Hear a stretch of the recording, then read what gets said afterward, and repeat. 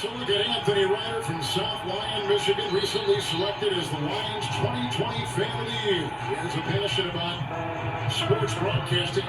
With the 112th selection in the 2021 NFL Draft, the Detroit Lions select Amon-Ra St. Brown, wide receiver, USC. One pride, baby! Yeah!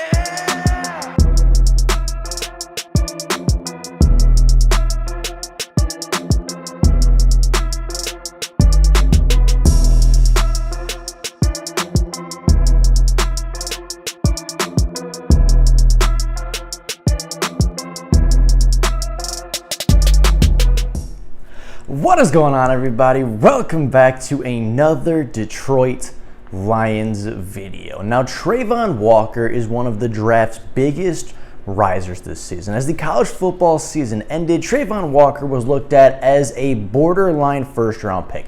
He was looked at as somebody that will either go very late on day one or very early on day two, right? Didn't really produce a whole lot at the college football level, but everybody knew his upside and everybody knew his athletic abilities. But after combine training, testing, and measurements, Travon Walker has skyrocketed in price and has skyrocketed in his draft stock to be not only a bona fide first-round pick, but potentially the first player picked in the NFL draft. So today we are going to be talking about Travon Walker. Travon Walker is currently holding the best odds to be the number 2 pick for the Detroit Lions. So with the draft being just a few days away, we are going to talk about one of the most likely players to be selected with that number 2 overall selection. Now, Travon Walker to me is not the number 2 overall pick, to put it very lightly. I am not very high on Travon Walker for many reasons, and today we will be talking about those. If you are a fan of Travon Walker, I do apologize, but this is my opinion. This is what I've seen when I've scouted him, when I've watched his tape. These are the things that I saw, and honestly, I don't even think he should be a top 10 pick in the NFL draft. I think he is the single most overrated player in the 2022 draft class. Now, first things first, production for me is a huge thing at the college football level, right? Stats are not everything, but stats are incredibly important for a large majority of players to tell you how good they are. And Travon Walker, in 29 games with the Georgia Bulldogs, totaled 13 tackles for loss, 9.5 sacks, 1 forced fumble, and 1 fumble recovery, and that is it. Travon Walker did not produce at all at the college football level. And yes, I understand he played in the SEC. And yes, I understand he played versus good competition. And I even understand and accept that Travon Walker may not have been getting as much playing time as some of the top edge rushers in this class, such as Kayvon Thibodeaux, Aiden Hutchinson, Jermaine Johnson, etc. However, in 3 collegiate seasons, he had 9.5 sacks and 13 tackles for loss. That is less than 4 sacks a season, and Georgia does not play Alabama every single week. Georgia does not play, the greatest competition every single week. Yes, the SEC might be incredibly top-heavy with the Bamas, Georgias, Auburns, and LSUs of the world, but at the end of the day, they also have Vanderbilt. Florida was not very good. Missouri was not very good, and their out-of-conference schedule was nothing exceptional either. Travon Walker, at the very least, needs to produce versus some of these lesser teams, as just last season, Travon Walker was shut out against South Carolina, Vanderbilt, Florida, Tennessee, and Georgia Tech. All of these teams but one were below 500 on the season. Vanderbilt was one of the worst teams in college football. Florida barely made a bowl game and had one of the worst defenses and one of the worst offensive lines in the college football world. Tennessee was on the rise this season, but even they were not the greatest college football program. Georgia Tech and South Carolina were not good programs a season ago. If he can't produce versus the worst competition in college football, being Vanderbilt and probably South Carolina, why on earth would he produce versus NFL tackles when he's playing an Alabama tackle every single week? When he's playing the best tackles in the world, why would he produce at the NFL level when he couldn't even produce versus Vanderbilt and South Carolina, right? We go back to Travon's stats, right? 13 tackles for loss, 9.5 sacks, a forced fumble, and a fumble recovery in 29 games. Aiden Hutchinson versus, I would say, better average competition from top to bottom in the Big Ten every single week.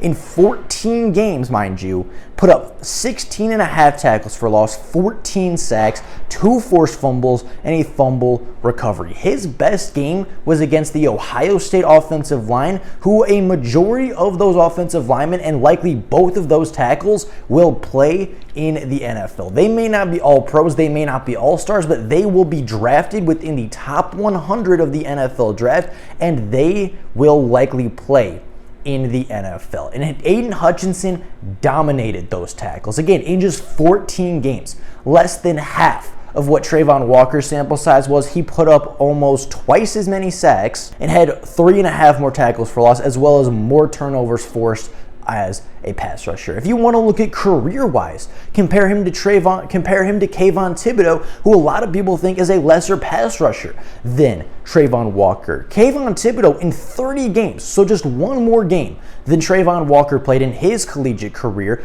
And again, it is important to note that Kayvon Thibodeaux played on injury a lot last season and didn't play 100% healthy for all 30 of these games. But in 30 games, one more than Travon Walker, he put up 35 and a half tackles for loss. That is more than double. That is almost triple the tackle for loss production that he put up in just one more game. Kayvon Thibodeaux also had 19 sacks, more than double of what Travon Walker had in his entire collegiate career, as well as 2 forced fumbles, which again is more than Travon Walker. From a production standpoint, Travon Walker may be the most disappointing player in this entire draft class. He might be the worst player and has the lowest floor to be talked about as a top 5 prospect, maybe ever. Travon Walker is not a good football player right now. He is a great athlete. He stands at 6'5". He's 272 pounds with a 35.5-inch vert, a 100.3-inch broad jump, and running a 4.5 140-yard dash with elite upside and unreal athleticism. He is a phenomenal athlete. He is not a good football player. I understand that Travon Walker has a ceiling. I understand that the product you were getting on day 1 is not the product that you were going to get in year 2, year 5, and probably even year 10. He will get better. He will grow. And with the right coaching staff, I do believe Travon Walker can be a great NFL player. But if you're talking about a day 1 starter and an immediate impact player in the way that Dan Campbell has talked about what he wants out of this number 2 overall pick, if you're talking about day 1 production and day 1 talent, I would argue that Travon Walker is not even a top 32 player in this class. I would argue that if you are looking for a day 1 product, Travon Walker is not even a top 32, not even a first-round talent if you want immediate production, if you want immediate impact on your defense. Travon Walker has a great ceiling, and Travon Walker, with proper production and with proper development and with proper coaching, can be a great pass rusher in the NFL. But right now, he's not. Right now, he's a great athlete that honestly doesn't do a lot very well. He doesn't have a lot of different moves. He really only has one pass rushing move that he uses, and a lot of the times, it doesn't even work all that well. He is the definition of what people think Kayvon Thibodeaux is. A big, fast, strong athlete with no technique and no moves. He tries to out-athlete and out-muscle people to the quarterback, and it works probably once every 10 to 12 times. That's why he ended up with 9.5 sacks. That's why his best season was just 6.5 sacks a season ago, while he had the best defensive talent surrounding him in the entirety of college football. He was the 13th graded player as far as impact on the Georgia defense. There are 11 starters. He was the 13th graded player on his team. He is not a great, impactful football player. And if you're going to need to develop a guy anyway, why not develop the player with a higher motor? Why not develop the guy in Aiden Hutchinson that is much farther along on his floor and will be a much more immediate impact player from what you can get and still have a relatively high ceiling? I don't think Aiden Hutchinson is at his ceiling yet. I think his ceiling is a Max Crosby, and I think that's the production you're going to get day 1, and I think you might get slightly better production than that in year 2. I think Kayvon Thibodeaux, day 1, is going to be a very good immediate impact player. Maybe not an all-pro, maybe not even as good as Micah Parsons a season ago, but I think day 1, he has enough tools, he has enough skills, and he has enough technique and development from Oregon that he will get probably 8 to 10 sacks his rookie season. I would be very confident in making that assessment. Travon Walker, I don't even know if he starts in the NFL, to be totally honest. I think Travon Walker is the definition of a project player, and in my opinion, he is the Malik Willis of the defense, right? He's big, he's fast, he's strong, he's athletic, he's got high upside, he's incredibly coachable, but he's just not technically refined yet. And if you develop him properly, he might be one of the best pass rushers in the NFL. But that is a major if you're the Detroit Lions. And if you have to trust your coaches to develop somebody anyway, why not take the guy that's already a little bit more polished? Why not show the guy that's already shown massive improvements from year 1 to year 2 to year 3? And why not take the guy that has arguably even a higher ceiling than Travon Walker in Kayvon Thibodeaux at number 2? Now, this video is not to convince you that Kayvon Thibodeaux is the number 2 overall pick, but if you're deciding between high upside pass rushers and you need your team and you need your coaches to develop the elite talent out of them, why not take the guy that's already farther along on that path than the guy that has much farther to go in his development? Right, Travon Walker, I wouldn't even say is as good as Jermaine Johnson. Jermaine Johnson played at the University of Georgia. He started over Travon Walker. He left for 1 season and put up 14 sacks in the ACC.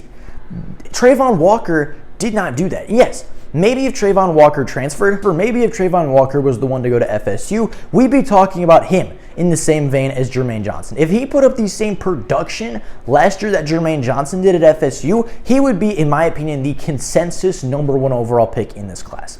But he didn't produce, and he didn't show the same things on tape. Travon Walker is my edge rusher 4, and if David Ojabo was healthy, he would be my edge rusher 5. He is not technically refined. He does not have any moves in his bag. He uses a bull rush and doesn't even bull rush all that effectively sometimes. And if the edge rusher, or if the tackle knows it's coming, he gets shut down 9 times out of 10. If David Ojabo was healthy, he would be my edge rusher 4, and Travon Walker would be my edge rusher 5. I have Kayvon Thibodeaux as my 1, Aiden Hutchinson as my very close 2, Jermaine Johnson as my very close 3, and Travon Walker is a far distant 4. I do have a first-round grade on Travon Walker because of the upside, because of the athletic ability, and because of what he can be in the future. But I certainly do not have a top 5, nor do I have a top 10 pick on the product out of Georgia. He is not a great edge rusher. He is a great athlete. And if the Lions want an athlete and an edge rusher, they can get Kayvon Thibodeaux. If they want a guy with a high motor, which is something that Travon Walker undoubtedly has,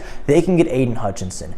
Every single positive trait that you see out of Travon Walker, you can get better of with either Hutchinson or Thibodeaux. Aiden Hutchinson is a better run stopper. Kayvon Thibodeaux is a better pass rusher. Travon Walker might be the best athlete, but he is not that much more athletic and cannot do that much more than what Kayvon Thibodeaux can provide for your defense. He does not have the motor of Aiden Hutchinson. He does not have the run stopping of Aiden Hutchinson. He does not have the pass rush or the skill set right now that Kayvon Thibodeaux has. He just simply isn't a top 2, top 3 edge rusher in this class. And if the Lions pick him at number 2, I do believe it will be a very poor pick. He is the only pick in this draft that I will be genuinely upset with, as if the Lions take Aiden Hutchinson, I would like the pick. If they take Kayvon Thibodeaux, I like the pick. If they take Kyle Hamilton at 2, Malik Willis at 2, if they take Sauce Gardner at 2, I am okay with all of those picks because I think all of those picks are at least top 2 at their position, right? With the only number 2 being Aiden Hutchinson or Kayvon Thibodeaux, depending on what you want. But Sauce is number 1 at his position. Hamilton's number 1 at his position. Willis is number 1 at his position. Kayvon Thibodeaux or Aiden Hutchinson, either one are number 1 at their position. I think they're 1A and 1B. You can switch them around if you want, but they're both top 2 at their position. If you take somebody that's not even a top 2 player at their position with the number 2 overall pick in the NFL, the NFL draft, I do believe it will be a waste. But with all of that being said, that is all for you guys today. Let me know what you guys think about Travon Walker down in the comments below. Would you draft him with the number 2 overall pick? Is the upside enough for you to overlook the immediate starter that you would be giving up if you draft Travon Walker? I'd be very curious what you guys think. But with all of that being said, that is all for you guys today. Thank you all so much for watching. And until next time, and as always, go Lions!